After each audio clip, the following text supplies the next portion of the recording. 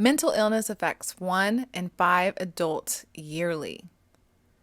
So, out of 1 in 5 adults, someone's going to suffer anywhere from stress, anxiety, to bipolar disorder, to schizophrenia, to manic depression. All these mental disorders that are caused by either an environmental factor, a childhood trauma. This could be passed down through your blood. This could be caused by life experiences. It is the grandest pandemic there actually is. And 2 years ago, I suffered severely.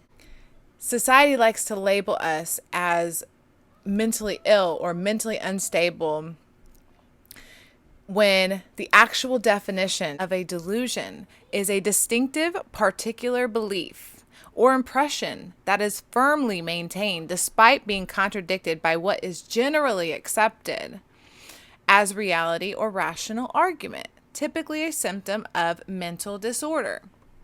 So, what is a mental disorder? A mental disorder is a wide range of conditions that affect mood, thinking, and behavior. So, what is illness? Illness is a dis-ease or period of sickness affecting the body or mind. So, 1 in 5 people are delusional, basically. Or if they're not delusional, they're suffering from mental illness, which mental illness is basically a sickness of the mind or body. And then it goes on to explain how mental illness is the leading cause of disability. So, what's going on here, you guys? I personally suffered severely I went through this extremely dark period of time, and I went in and out of states of mind where I was so confused on reality and what was happening. I was going through what I call a spiritual awakening, being able to perceive beyond the veil, being able to see further into reality for what it actually is. When you believe the lie, when you're behind the curtain and you just kind of go with what you're being told and you're force fed the truth, and you don't really dig into things and find out the deeper meanings and what's actually going on around you, it's kind of easy to not be delusional, right? Because you're rational, you believe what you're told. But then when you start to break past the veil and see beyond the veil, these quote unquote illnesses and disorders start to kick in. When I was going through my delusions, my mental illness, or whatever they want to call it, I was experiencing a reality that was not what I was told it was. Like, I would wake up and my senses were so heightened to the point where I was so super duper sensitive to my environment, my reality, that I was being bombarded by everything. So when I say everything, I mean sound and sight and feelings and all the emotions that we can classify were bombarding my reality to the point where everything was overly communicating to me, to the point where if I just believed what the world told me, I was absolutely going insane. I was so concerned, that I was what they, call mentally ill, mentally unstable, right? When now, after all this research, which I'm going to break down even more, it's like very clear to me that society bunches us up, especially the 1 in the 5, bunches us up into groups and categories that we want to be a part of something. We want to feel a part of something as society. That's how we are. That's why we congregate at church. That's why we congregate in social groups. That's why we go have clubs and things like that. We want to feel a part of something. And in mental illness, for example, when you're going through these delusions and these hallucinations and these dark places in your mind, it's comforting to know that what you're going through has a definition and other people are experiencing it, right? So when you label it and you say, this is what it is, you need medication, it's like, it's comforting in a sense, because you're like, well, dang, I'm not losing my mind to the point where I need I'm going to die, at least other people are going through it. Now I can put this label on my forehead as schizophrenic and walk around with this label, you know? That's what they do. They define it and they say this is what it is and this is what you are for the rest of your life. But very clearly here it says an illness is a disease or period of sickness affecting the body or mind. It's a period of sickness. It shouldn't permanently stay. Just like anything, you know, we want to attach ourselves to all these labels. And at the end of the day, freedom isn't going to come from attaching yourself to a label, to becoming a part of a label, a system, a group that is created by humans, right? Some of the psychological problems that come from labeling yourself, let's say schizophrenic or bipolar, is you are saying it that you're speaking into existence that belief. Belief is so powerful. So if you believe you're bipolar, if you believe you're schizophrenic and you label yourself that and you start pulling into your reality, I'm schizophrenic, so I'm going to constantly draw in that energy or that belief, right? So your entire environment now shapes and molds to the belief that you're schizophrenic. So now you need medication, or you need to separate yourself from society and all these other things, because now your belief system is stuck there. You're not going to overcome it. Life is hurdles and obstacles and overcoming and mountains, right? So it's like, go through the period of time, experience the mental illness, and go through the ups and downs and feel through it. But the idea isn't to stay glued there. What I experienced was a real struggle. It was so dark. So if you're experiencing a mental illness right now, I feel you. Like, I feel you. I had never been so scared in my entire life when I went through what I went through, which is a whole nother video. But mental illness isn't something to stay attached to. It is a temporary state of mind that you can get out of, that you can consciously make a choice to better yourself and to separate yourself from the label and to heal, because that's what medicine is supposed to do, right? Medicine's supposed to help heal, because if you ask the doctors, the people who diagnose, they don't have a cure for you. So basically they're saying you can be medicated for the rest of your life, possibly end up in an insane asylum and be labeled for the rest of your life. That's what they have for you. That's their solution. And my solution here that I'm offering, I'm not a medical doctor. I can't treat you. I don't have that qualification, but I have personal experience where I can say what I did to get past the label, to get past the illusion I was creating. I'm a powerful manifester, and I can manifest some things, guys. And I was manifesting a reality that was dark and scary, and going to speak to like doctor, counselor people.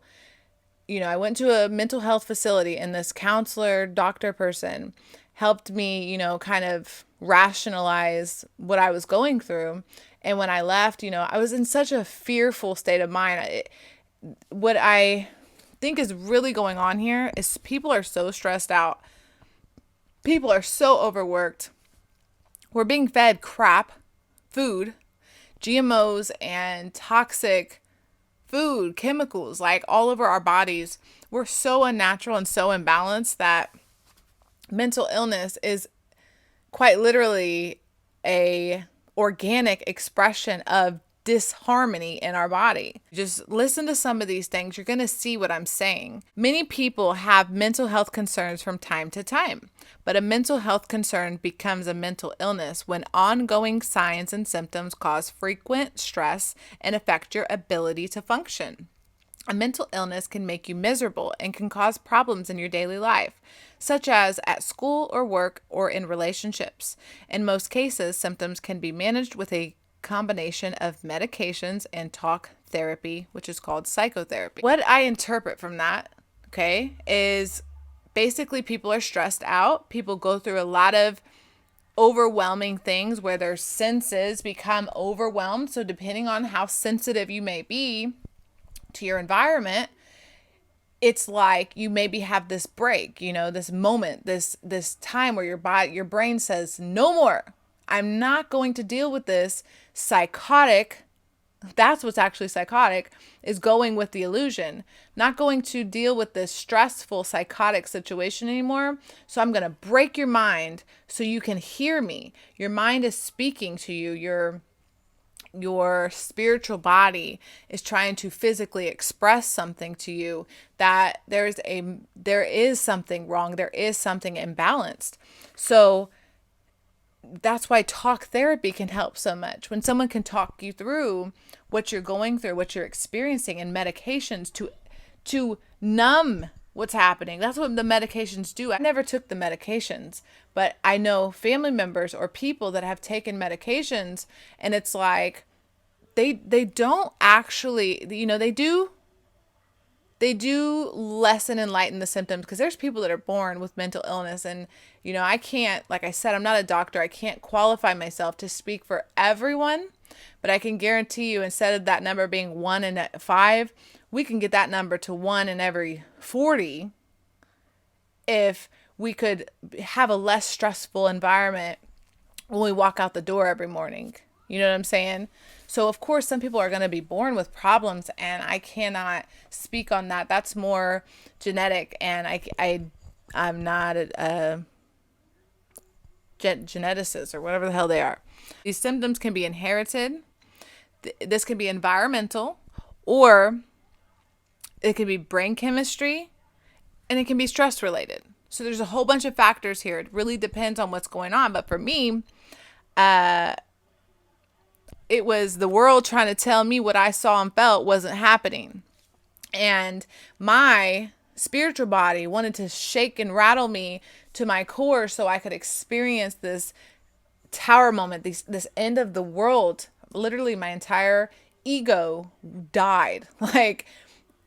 So I had a spiritual rebirth. The whole rebirthing process that they speak about, like in religion, and where you're baptized and reborn as a spirit, that's what happened. Okay. I was a human that believed in the human reality and the human experience as being a physical 3-dimensional space, to understanding higher dimensions and being able to tap into other parts of reality that cannot just exist within 3D or what you're told, right? And the boundaries of a box. Time and space expanded. My consciousness and my awareness expanded.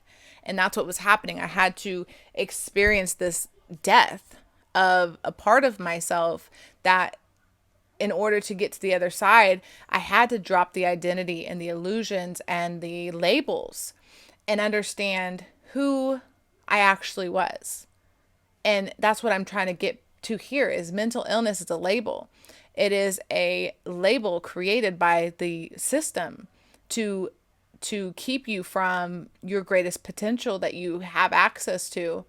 And in my opinion, those who suffer mental illness are people who have a creative or imaginative or intuitive, clairvoyant type spirit that's trying to break through.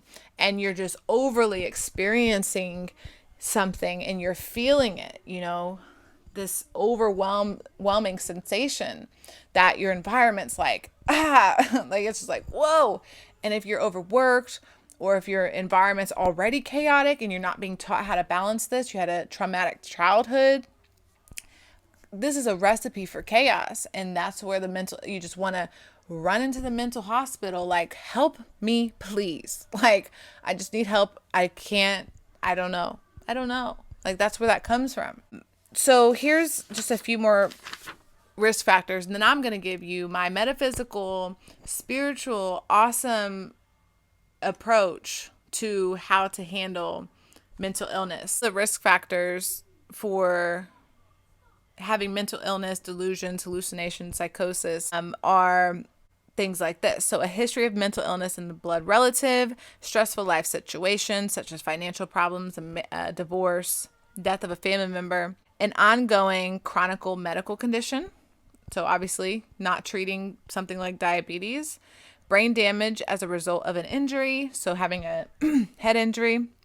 Traumatic experiences such as military combat or assault, which also can relate to childhood PTSD. So if you were emotionally neglected, abused, narcissistic parents, boom, boom, boom, mental illness can kick in there.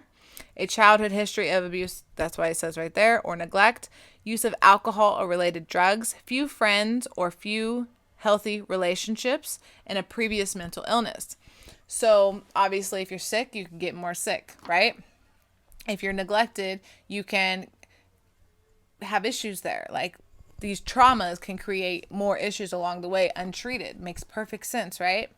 So mental illness is a leading cause of disability. The leading cause of disability. Untreated mental illness can cause severe emotional, behavioral, and physical health problems. Complications sometimes linked to mental illness include unhappiness and decreased enjoyment of life, family conflicts, relationship difficulties, social isolation, problems with tobacco, alcohol, and drugs, missed work or school, other problems related to work or school, legal and financial problems, poverty and homelessness, self-harm and harm to others, including suicide or homicide, weakened immune system, so your body has a hard time resisting infections, and heart disease and other medical conditions. So, all of that is almost synonymous with the concept that in society, most people are vitamin deficient, mineral deficiency. So most people don't get their vitamins and minerals every day. We're not getting enough vitamin D. We are working so much of our lives away and spending less time with our friends and family, which causes us to drink, smoke, and do drugs. Everyone has a choice. Not saying that we should get all emotional here, but in general, we are crippling ourselves as a society. That's why 1 in 5 adults have a mental break. 1 in 5 adults have a mental illness, have a disorder of some kind, because we're not dealing with our actual problems. We're not facing them. We're hiding them and go like drowning them, right? So my personal way that I got through this is started eating way better, right? Eat organic, stop eating GMOs. They're feeding us crap. Literally the corporations are the corporations, meaning the people that we work all our lives away for and then spend all our money on their product, and then they are already billionaires, but they just pretty much want more money and control. Those people literally can pass and make bills. And you have to understand the whole system of control here is so screwed up that that's a whole segment of time and energy in itself. But we have to stop and realize at any moment, if you feel like crap, if you feel like stressed, if you are overworked, overwhelmed, and you aren't taking care of yourself, you have the right as a human being to walk away from your situation, to call into work. I can't come in today. I won't be able to make it. Oh, well, you're fired. Well, fuck you. You know what I'm saying? You have that right as a being, as a human. You have a right to make better choices and have mental clarity to be able to do so. For me, meditation has unlocked parts of my mind that the mental illness was blocking, because I believed in it and I was feeding it, and I was feeding into the system even more. But once I broke past those invisible barriers, I could realize the clarity that was hiding behind all of this, that all of that's an illusion. All of that's nonsense. It takes time to realize and structure a life, especially if you're, ADD or ADHD, right? Where you're like, you got a bazillion thoughts going all the time. It's like creating a structure and organized mental clarity for yourself through meditation. I personally cut down my addictions. So I was addicted to sugar, which is due to trauma as a child. When you have emotional neglect as a child, sweets can help you feel better. And I had a sweet problem where I ate sugar, like large quantities of sugar, especially right before bed. And this in itself was an illusion to the actual feeling of what I was seeking, right? It was the sugar. And that's what's in the grocery stores. Sugar. It's full of sugar. So it's like, that's one that I had to cut out. If not, I completely cut it out except for fruits and stuff. And then now I don't overly indulge. I know I have limits. I know I have to like not go crazy there. Another thing, meditation. Meditation has been a lifesaver for me. I meditate daily now, and it helps me to see what's important and to throw out what's not. It helps me to create clarity and to calm myself. Another thing is I can't smoke or drink. Like, it's not my thing. And I've never been a drinker, but like I can't smoke or drink because how that works for me. I need to be sober. I need to be sober and clear because I'm extremely sensitive to my environment. So when I drink 1 cup of something, I'm going to feel it. Like I'm there. Or if I smoke, I go really, really high. You know what I'm saying? Like I'm gone. Bye. Like it's bad. So it's like I have to personally only every once, like I literally had my first glass of wine that I haven't drank in probably a year or more. And I literally had my first glass of wine the other day. Like I just, treat yourself. Absolutely. But first you got to get through the barriers. First you got to peel back the layers that you've put on top of yourself. Go back to your traumas. What are the traumas that that created the mental illness? Where were you neglected? Where were you stressed? What is it that the illness is trying to alert you to? That's what illness is. It's an alert to say there's something off and wrong here. The body can't handle this. It needs to be fixed or else. So with all this knowledge, with all this crazy, I have came up with my own metaphysical, spiritual reasons behind some of this stuff. So the way that I see mental illness is it starts off from an unstable foundation. So this is mentally, physically, and spiritually. So where are you tethered? Where is your energy tethered to? What is it connected to? If it was a tether ball, tether ring, right? Where is your energy tethered? Where's your foundation? Where do you securely find yourself connected to? Because people that have a harmonious, balanced childhood with a lot of love and security and foundation, they don't go through a lot of a mental illness unless it's like I said, genetic, right? But where are you? Do you have that? Do you have that stability? If you have a mental illness, there must be some sort of unstable foundation mentally, physically, or spiritually. So mentally, were you mentally not, loved as a child? Were you different than the other kids? Were you isolated? Were you not talked to? Did anyone ask how you felt? Were you sexually abused? There's so many issues with mental health that we have to face our child self. So whoever your child is, yourself, it's yourself, but you have to face yourself. So I literally had to face my inner child and realize with her, I had to have her speak to me and share with me what was going on, what separated me from her so drastically.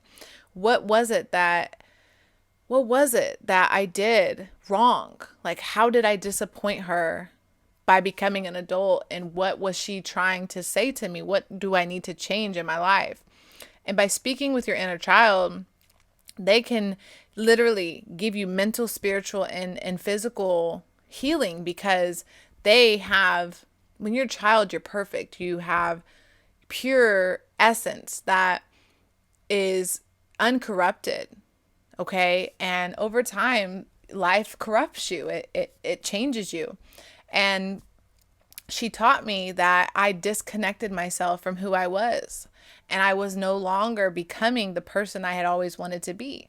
And I'm being sensitive, right? I'm overly sensitive, that I dramatically played out this fantasy of illusions to point myself back in the direction of my childhood dreams, which is to be artistic and creative and passionate and have what I didn't have, which was a stable family environment for my kids. Like I had dreams that I was going really, really far away from, and mental illness played out for me to say, hey, these, here it is. Like, this is what it is. It's like this, like, it's like building a house, right? And but you're building it in your imagination. So imagine building a house in your imagination with no foundation. Like, how does that work? How do you have a house with no foundation? It's so important to have a foundation of some kind, or else you float away. And that's what mental illness did for me. I was floating away into so many parts, because your brain is so much more than they give it credit for, or what we know yet. And I was drifting away. And that's where, my opinion, a lot of Alzheimer's and so dementia, in my opinion, is this. This is literally my opinion of what dementia is when you get so far from yourself to a point where you go so far in your mind that you lose yourself. You literally are lost. Like when I say lose, like lost, you're lost. You're so far in your delusion that you've left this reality. And that's why it's really hard for you to remember things even that just happened. Another reason why mental illness or delusions kick in is insecurity. So insecurity. So inner security, foundation. So again, how healthy is your inner security? How secure and tethered do you feel to this reality? How secure do you feel? Do you have a group of people that make you feel secure? Do you have success or passions or family or children that make you feel secure? Like, how close to this physical realm are you? Like, we really have to dissect this. So in your mental, you are capable of drifting into multiple dimensions, multiple realities, multiple places in your imagination. How far away from this reality have you went because it sucks? This reality, right? You've created a job you hate. You hate your relationship. You have no relationship. You've had terrible relationships. You've been abused. Whatever it is, how far have you escaped from the reality you've created that you now are so delusional that you're 10 dimensions away, which I don't know if there's 10, but whatever. You're so far away that you're like, I don't know who I am anymore. Like, I don't know what reality is. I'm panicking. I'm freaking out. Like, how far have you went? You know what I'm saying? Your chakras, your chakra energy centers in your body. These can be off balance, overactive, in my opinion, is what happened to me. I think I had overactive chakras where they were just like bing, bing, bing, bing, bing, like everything was affecting me. So my overactive chakras, especially the root, the heart, and the third eye chakra, in my opinion. Root chakra, lack of security, lack of foundation, fearful, right, of the unknown or of whatever, paranoia. That's where that kicks in. Root chakra is off balance. Ground yourself. Put your feet in the earth. I don't care what society taught you. That's what you did as a kid. You felt fine doing it when you were 3. Go put your toes in the dirt. Put all over your hands and rub that all over your body. Like, get dirty. Like, literally earthing. It's called earthing. Your heart chakra, which is your emotional center. Your center.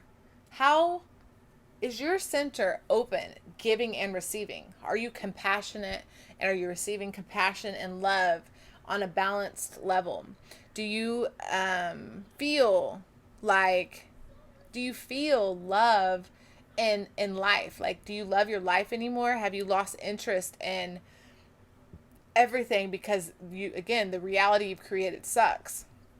So you're like, you hate it. You hate life. So you're escaping, right? You just want to leave. You just want to just go. Just leave me alone. I want to go. That's what we're doing. Our heart chakra is imbalanced. So in my opinion, that's where we need to balance our heart chakra. That's where we need to find things we love, that we're passionate about. That's why that comes before that job or that unhealthy situation. Your health comes first. You are in an airplane. Those things fall down for you to breathe because your plane's about to crash. You don't put your mask on your kid first. You put your mask on yourself. Because if you aren't good, they aren't going to make it either. You know what I'm saying? Then you're just passing the trauma along. So take care of your heart health by finding what you love and bringing more of that into your life.